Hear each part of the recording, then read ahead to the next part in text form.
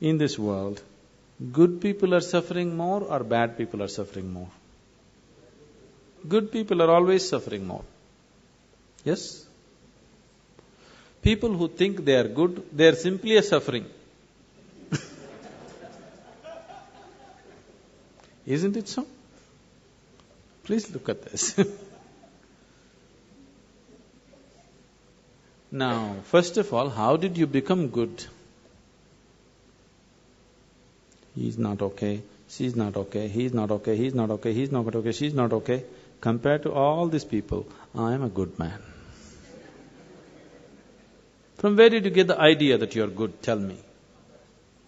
You have compared yourself with lots of people and you labeled everybody as bad. And now you feel good. Somebody who thinks he is very good, in his mind, nobody in the world is okay. The more good you think you are, nobody is okay for you. Is that so? Isn't it so? People who believe they are very good people, nobody wants to go anywhere near them because they're so good, no life can happen.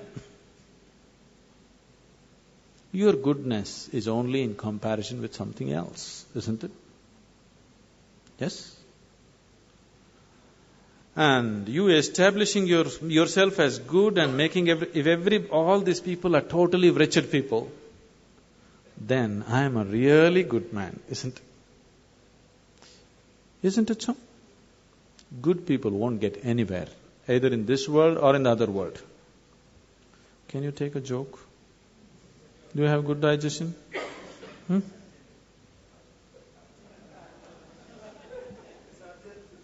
Huh?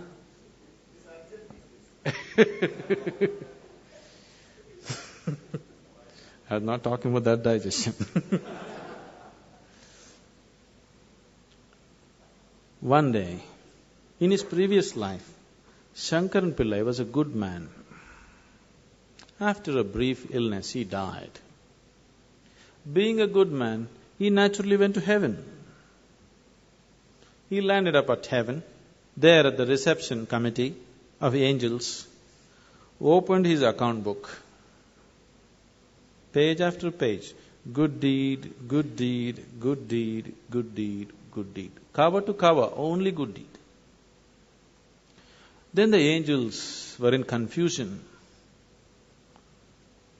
Then they came to Shankaran Pillai and said, Mr. Pillai, there's a little problem here. He asked, what is the problem? The angels said, see here we have various kinds of accommodation in heaven, various levels of accommodation. One bad deed means highest heaven, sea front view. 2 bad deeds, next level of accommodation. 3 bad deeds, next level of accommodation, like this. But no bad deed, we don't have such a place. We really don't know what to do with you. You are the first man to come like this. Shankaran Pillai thought, what nonsense. In the world, nobody wanted to come near me because I was such a good man. I lived with the hope of getting to heaven, and even here problem. Then the angels had a discussion and they arrived at a conclusion. They said, don't you worry, Mr. Pillai, we have found a solution. Your body is still intact there. We'll give you 3 hours of life. Just commit one bad deed. We'll put you in the highest heaven. Nothing is lost. Lo, Shankaran Pillai became alive here. Then he sat there thinking how to commit a bad deed. An hour and a half passed away. See, he's not like you, he has no practice.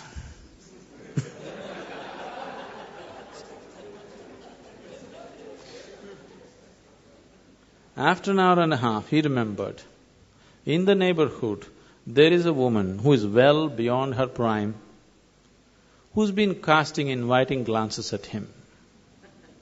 He being a good man, he never looked that way. Now he thought, okay, adultery is a bad deed. Because after all, he's going to do whatever he is going to do just to go to heaven. So he went looking for the woman. He went and knocked on her door. She came and opened the door. When she opened the door, Shankaran Pillai said, "I want you." "Why, Mr. Pillai, just yesterday evening they told me you're on your deathbed. What is this?" He said, "It doesn't matter, I want you." He went in, nature took over, things happened between them. He doesn't want to die in her house. Time is running out, so he told her, "I need to go." And he came to the door. The woman came to see him off, and she said, "Mr. Pillai, do you know what a good deed you have done for me today?" "One more good deed." What to do? So good people will neither make it here nor there. It's not your goodness which liberates you. Your goodness is only in comparison with somebody else. Your goodness being in comparison with somebody else, it's not about goodness, it's a kind of sickness.